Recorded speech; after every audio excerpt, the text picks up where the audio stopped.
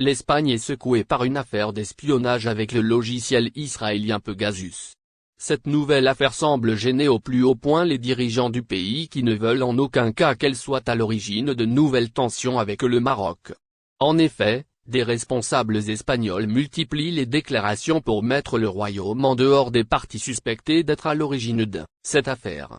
C'est le cas du ministre des Affaires étrangères, José Manuel Álvarez, qui a déclaré que l'Espagne ne cède au chantage de personne. Il a rejeté la possibilité que le Maroc fasse chanter l'Espagne avec les données extraites du téléphone de Pedro Sánchez.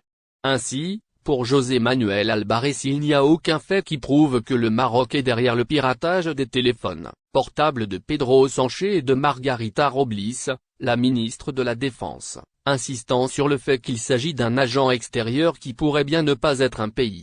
José Manuel Álvarez, qui a évité de nommer les parties suspectes dans cette affaire, a également pris la défense du Maroc. Il a tenu à rappeler que les deux pays, après une longue et grave crise, viennent de commencer une nouvelle étape dans leurs relations diplomatiques, basée sur la confiance, le respect mutuel et l'absence de décision unilatérale. Il n'a pas été question d'un pays étranger, mais d'un agent extérieur aux institutions de l'État, a-t-il indiqué. Cependant, dans ses déclarations, le ministre des Affaires étrangères espagnol semble manier le verbe pour éviter toute éventuelle crise avec le Maroc.